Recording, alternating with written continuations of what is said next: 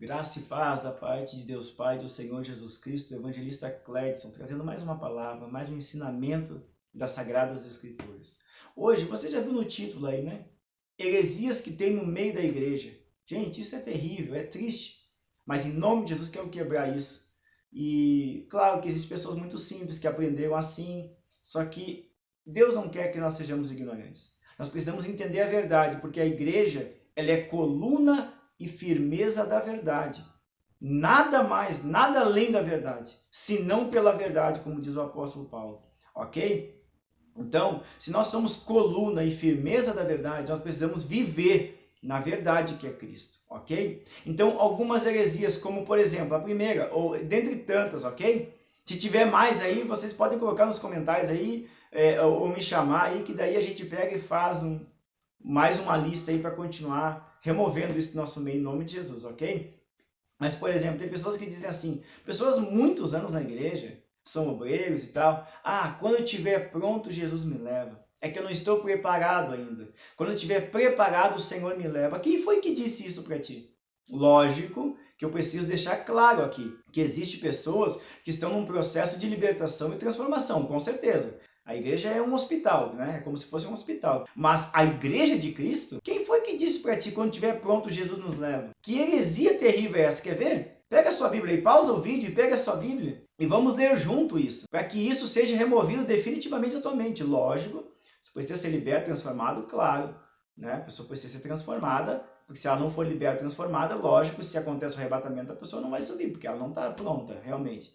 Mas agora dizer que quando eu estiver pronto, Jesus me leva, não, a igreja de Cristo, hoje eu estou salvo em Cristo Jesus. Graças a Deus pela sua bondade e misericórdia. Mas vamos ler onde é que está escrito isso? Olha o que o apóstolo Paulo está dizendo, 1 Coríntios capítulo 1, versículo 18. Porque a palavra da cruz é loucura para os que perecem, ou seja, morrem e são condenados. Mas para nós que somos salvos, é o poder de Deus. Olha o que Paulo está dizendo, para nós que somos salvos. Quem foi que te disse que quando estiver pronto, Jesus vai te levar?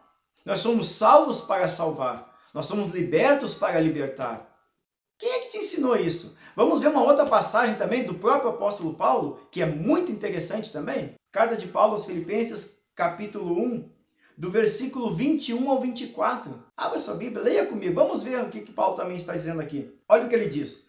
Porque para mim o viver é Cristo e o morrer é ganho. Mas se o viver na carne me der fruto da minha obra, não sei então o que deva escolher. Mas de ambos os lados estou em aperto, tendo desejo de partir e estar com Cristo, porque isto é ainda muito melhor, mas julgo mais necessário, por amor de vocês, ficar na carne. Olha que interessante, olha o que Paulo está dizendo. Eu estou num grande conflito, estar com Cristo é muito melhor, mas eu me julgo necessário ainda permanecer por causa de vocês. Ele está falando por causa da igreja, por causa dos irmãos, que ele ainda precisava ensinar, preparar pastores, desenvolver obreiros e ensinar a igreja de Cristo, certo? Foi um homem que teve mais revelações do Novo Testamento, foi o apóstolo Paulo, com 13 cartas escritas. Então, assim, ele tá falando assim que, olha, eu gostaria de estar com Cristo, mas por amor a vocês, que ainda eu preciso estar ainda mais um tempo aqui. Mas ele está dizendo, o melhor é estar com Cristo, mas eu preciso ficar pela graça, o chamado que Deus me deu e a revelação que eu preciso passar para vocês. Vocês estão vendo? Então isso é uma heresia, ok? Mas tem que se manter salvo, hein? Deus não vai fazer nada, é nós que fizemos, é nós que buscamos, eu já falei no outro vídeo, é nós que nos enchemos do Espírito Santo, é nós que nos alimentamos da palavra, é nós que nos submetemos a autoridades, ministérios, né, homens e mulheres de Deus, é nós que temos que nos manter, ok? Então nós temos que guardar bem para que ninguém nos tome a coroa, que é o diabo inimigo das nossas almas, porque ele não pode ser salvo, então ele vai desafiar de todos os meios, tentando uma forma de nos tirar da presença de Deus, mas a vitória é nossa pelo sangue de Jesus.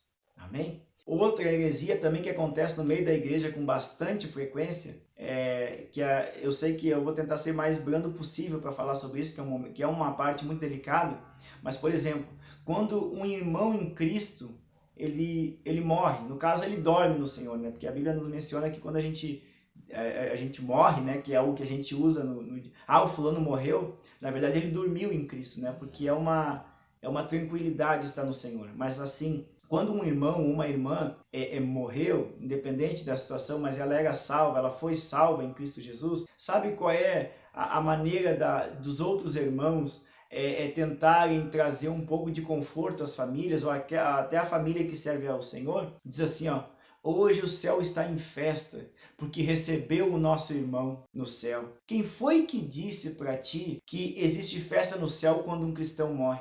Quem é que te contou isso? Está errado isso. Eu sei, como eu falei, eu quero ser o mais brando possível. Né? No momento de morte, o ser humano não foi feito para morrer, mas a queda nos levou a isso. É muito triste mesmo. Eu mesmo não tenho, às vezes, muito que... A gente não encontra palavras para tentar confortar a família. Só Deus, o Espírito Santo, para confortar a família. Né? Que a gente dá os nossos sentimentos, nossos pêsames. Mas tu não pode inventar um negócio desse. Isso é uma heresia, gente. Dizer assim, ó, hoje o céu está em festa porque recebeu a irmã ou o irmão de braços abertos. Quem foi que disse que a festa é no céu quando um cristão morre? Sabe o que acontece quando um cristão morre? Abra sua Bíblia. Salmo 116, verso 15. Preciosa é a vista do Senhor a morte dos seus santos. Preciosa é a vista do Senhor a morte dos seus santos. Então não usa isso, porque isso está errado. E outra, não existe festa no céu quando um paralítico levanta e anda, apesar daquilo ali estar demonstrando o amor de Deus para com aquela pessoa. Mas não há festa no céu quando um cego vê, um mudo fala, o surdo ouve, que isso demonstra o amor de Deus para com as pessoas, porque o amor de Deus é isso, o reino de Deus é isso. Cure os enfermos, expulsem os demônios, ressuscitem os mortos, purificai os leprosos, de graça vocês receberam, de graça vocês dão, porque isso é demonstrando o amor de Deus, porque o milagre provoca arrependimento nos corações. Mateus 11, 21 diz assim: ai de ti, Corazim, ai de ti, Betsaida, porque se em Tiro e em Sidom fosse feito os prodígios que em vós se fizeram, há muito que se teriam arrependido com pano de saco grosseiro e com cinza. Milagre produz arrependimento, mas não festa no céu. A festa no céu, então quando é que acontece festa no céu? Vamos para a Bíblia, é a Bíblia Sagrada que nos interessa. Quando há festa no céu, não é quando um cristão morre. Preciosa é a vista do Senhor a morte dos seus santos, ok? Ele recolhe para junto dele. Mas a igreja usa essa heresia, nós somos coluna e firmeza da verdade. Não podemos usar sentimentos para usar uma mentira, porque isso é uma mentira. Só existe festa no céu por uma razão. Abra sua Bíblia aí, em Lucas, capítulo de número 15, a partir do versículo de número 7.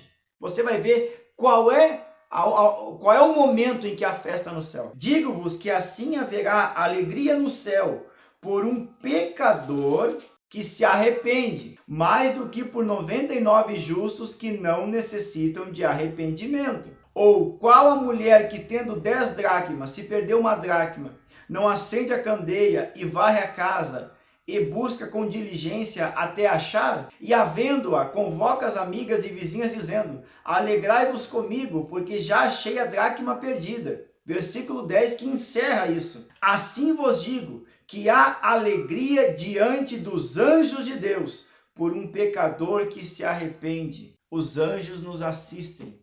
Eles se alegram, ok? Por um pecador, a festa no céu, a alegria no céu, por um pecador que se arrepende. Não necessariamente uma pessoa que vai à frente do altar, porque não se sabe se ela está indo lá por Cristo. Ou seja, existem pessoas que realmente vão lá, se arrependem e se entregam a Jesus. Mas há pessoas que, se tu for nas cruzadas, elas estão sempre lá, estão sempre indo lá na frente, mas nunca mudam de vida, nunca se arrependem. Então, não é porque chega lá e existe festa no céu. Não, existe a alegria dos anjos de Deus, festa no céu, quando um pecador se arrepende. Isto é a festa no céu, ok? Então que Deus abençoe a tua vida e que a partir de hoje, peça para Deus outras palavras para consolar os familiares que perderam, né? Porque de uma certa forma é uma perda, né? Mas está no céu, mas não existe alegria ou festa no céu quando um cristão morre, ok? Uma outra coisa também, que até tem um louvor que a gente canta, que a gente fica, né? Mas diz assim, ó, convém que ele cresça e que eu diminua. Aquilo ali, gente, é algo que a gente vai ler agora. O que João Batista está se referindo sobre isso? João capítulo 3, a partir do versículo 25, vamos entender o que João Batista está se referindo. Houve então uma questão entre os discípulos de João e um judeu acerca da purificação. E foram ter com João e disseram-lhe: Rabi, aquele que estava contigo além do Jordão, do qual tu deste testemunho, ele o batizando, e todos vão ter com ele. E aí João Batista responde, 27. João respondeu e disse, o homem não pode receber coisa alguma, se lhe não for dada do céu. Vós mesmos me sois testemunhas do que eu disse. Eu não sou o Cristo, mas sou enviado adiante dele. Aquele que tem a esposa é o esposo, mas o amigo do esposo que lhe assiste e o ouve, alegra-se muito com a voz do esposo. Assim, pois, já essa minha alegria está cumprida. É necessário que ele cresça e que eu diminua. Está falando de que ele estava dizendo, eu sou apenas a voz que clama no deserto, preparando o caminho do Senhor. Mas eu não sou o Cristo. João Batista falou, eu não sou o Cristo. Mas agora eu me alegro com a voz do noivo, do esposo, ou seja, Cristo. Cristo agora. Convém que ele cresça e que eu diminua. Está falando porque João Batista se tornou, vamos dizer assim, um cara muito famoso e conhecido em Jerusalém e todas as cercanias de Jerusalém. Todos iam ter com ele. E a história diz que ele batizava em média 5 mil pessoas por dia. Ok? A história também diz que João Batista também tinha discípulos, porque era muita gente para batizar durante o dia. Mas ele era muito conhecido, as pessoas tinham ele como profeta, uns diziam que ele era o Cristo, ele fala, eu não sou o Cristo. Mas quando agora Jesus Cristo se manifesta, que se levanta ministerialmente, ele fala assim, convém que ele cresça e que eu diminua, está dizendo assim, ó, o meu tempo já se cumpriu aqui. Já está chegando o meu momento de partida, e que ele vai permanecer porque ele é o Cristo. Agora, a nossa vida com Deus, nós temos que morrer para nós mesmos.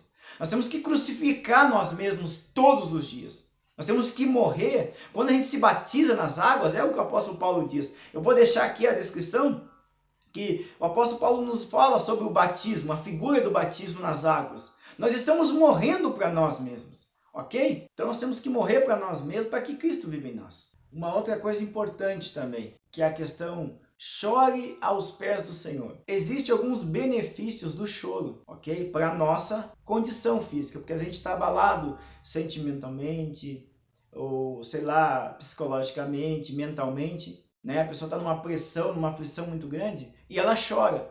E o choro nos traz benefícios incríveis para nós. Certo? É como se fosse um recurso que o corpo tem para poder nos dar o alívio, para poder nos ajudar, para poder renovar nossas energias e nossas forças. Isso é muito importante. Chore o quanto for preciso, ok? Chore, chore mesmo. Há momentos que é muito bom, tu vai chorar, tu vai desabafar, tu vai chorar e tu vai se aliviar, isso aí vai ser terapêutico, vai ser um medicamento muito forte para o teu corpo, para a tua natureza, tua condição física, com certeza.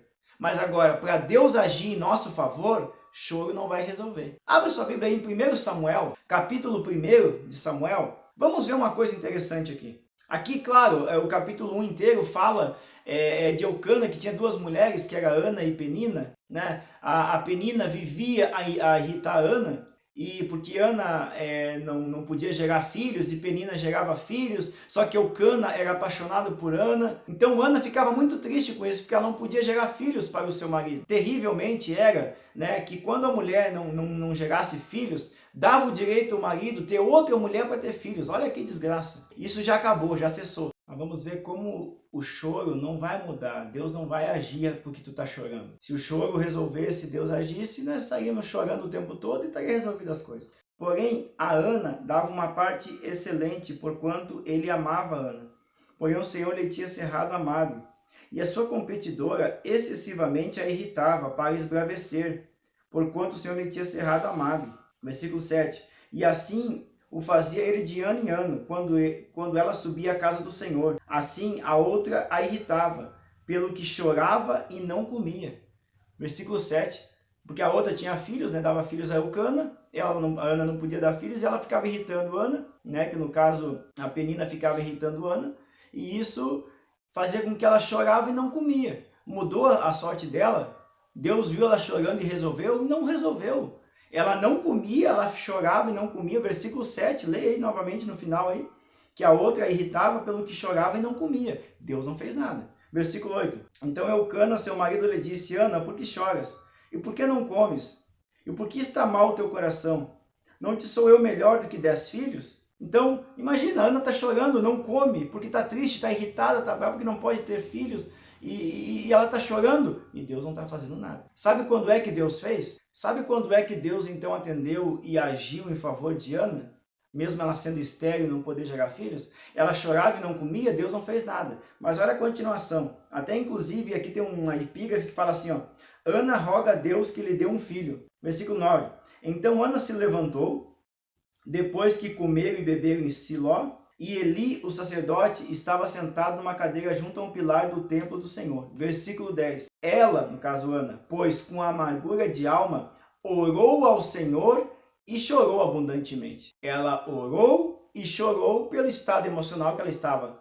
Aquilo ali era triste, era humilhante demais para ela. Só que ela orou ao Senhor. A continuidade, olha o que diz. Olha o que Ana fez. E votou um voto dizendo, Senhor dos exércitos, se benignamente atentares para a aflição da tua serva, e de mim te lembrares, e da tua serva não te esqueceres, mas para a tua serva deres um filho varão, ao Senhor o darei por todos os dias da minha vida, e sobre a sua cabeça não passará navalha. E sucedeu que, perseverando ela em orar perante o Senhor, Eli fez atenção à sua boca, porquanto Ana no seu coração falava, e só movia os seus lábios, porém não ouvia a sua voz. E Eli achava que ela estava embriagada e tal, né? E aí ela fala que estava com aflição de alma e coisa e tal, né? E aí no versículo 17 diz assim, ó, então respondeu Eli e disse, vai em paz, e o Deus de Israel te conceda a tua petição que tu pediste. E disse ela, acha a tua serva graça em teus olhos. Assim a mulher se foi em seu caminho e comeu, e o seu semblante já não era mais triste. Não adianta tu ficar orando e continuar aflito, desesperado. Porque se tu ora e fica aflito e desesperado, tu pegou novamente o que tu precisa para te resolver, ok? Eu não estou dizendo que não tem que fazer nada, mas eu digo que aqui ela orou, era algo que não estava na mão dela para fazer, certo? Ela não conseguia alcançar isso humanamente. Ela descansou, voltou, semblante limpo, alegre, mudou o semblante dela. Porque aquilo que nós temos que fazer, faça, corra atrás. Agora, aquilo que nós não podemos fazer, tu vai te preocupar, tu está trazendo para ti resolver. E tu não vai poder resolver. Depois que ela orou, depois que Eli abençoou a vida dela, ela foi, o seu semblante não era mais triste. E é interessante que lá, quando nós lemos o versículo 7, ela chorava e não comia, mas não acontecia nada. Agora aqui, ela fez um voto com Deus, ela movia os lábios, ela falou, ela orou a Deus. E quando ela se posicionou diante de Deus, vamos ver o resultado? Abra sua Bíblia comigo, é no mesmo livro, 1 Samuel, porém o capítulo 2 e o versículo de número 21. Olha como é interessante. Visitou, pois, o Senhor a Ana, e concebeu, e teve 3 filhos e 2 filhas. E o jovem Samuel crescia diante do Senhor. Teve 3 filhos e 2 filhas, para quem não podia gerar. Mas enquanto ela chorava e não comia, não resolvia nada. A outra irritava ela, nada acontecia. Agora, quando ela se posicionou diante de Deus, ela orou, ela fez um voto, ela se prostrou diante do Senhor. Então Deus concedeu a ela não somente o pedido que ela pediu, não somente um filho. Deus deu 5 filhos a ela, ok? É como eu falei, chore o quanto tu precisar, mas aprenda que chorar não vai resolver nada. Agora, se tu orar e tiver a palavra no teu coração e ter fé, com certeza as coisas vão resolver. Amém? Vamos para a próxima? Outra coisa que eu ouço muito, claro que isso precisa de discernimento espiritual, com certeza, ok? Mas existe uma outra coisa na igreja também que as pessoas dizem, tudo as pessoas acham que é a vontade de Deus. Ah, foi Deus que permitiu, ah, foi Deus que está provando a minha fé, é Deus que está me provando, é Deus que está provando a família de A, B ou C, é a vontade de Deus. Nem tudo é a vontade de Deus, meus irmãos. Quer ver uma passagem bíblica falando sobre isso? Carta de Paulo à igreja tessalônica, 1 Tessalonicenses capítulo 2, versículo 17 e 18, olha o que Paulo diz. Nós, porém, irmãos, sendo privados de vós por um momento de tempo, de vista, mas não do coração, tanto mais procuramos com grande desejo ver o vosso rosto. Ele queria ir até a igreja. Mas olha o versículo 18. Pelo que bem quisemos, uma e outra vez. Ou seja, eles queriam ir até Tessalonicenses, a igreja tessalônica. Mas olha o que Gabriel diz. Pelo menos eu, Paulo, mas Satanás nolo impediu. Se aos crentes hoje, não, é da vontade de Deus que eu não vá em tal igreja, na congregação, ver os irmãos, não. Paulo tinha discernimento de espírito, ele falou assim, ó, eu tentei ir, mas Satanás tem me impedido de fazer isso. Então nós temos que orar, clamar para destruir, porque nem tudo é a vontade de Deus, meus irmãos. Isso tem que ficar claro. E a gente precisa de discernimento de espírito para poder entender isso. O que é a vontade de Deus e o que é o diabo agindo na nossa ignorância. Porque o diabo atua na nossa ignorância, porque ignorância também é um pecado. Meus queridos irmãos, para não deixar o vídeo muito extenso, uma segunda parte de heresias na igreja. Para ser quebrado isso, para nós entendermos algumas coisas e pedir direção de Deus. Para não ficar o vídeo muito extenso. Então que Deus abençoe a sua vida, Deus abençoe a sua casa. E que se realmente isso fez sentido que tu está vendo, está lendo, está entendendo, e alguém precisa entender isso, compartilhe esse vídeo. E que Deus abençoe a sua vida em nome de Jesus. Amém? Deus abençoe. Até a próxima, querendo Deus.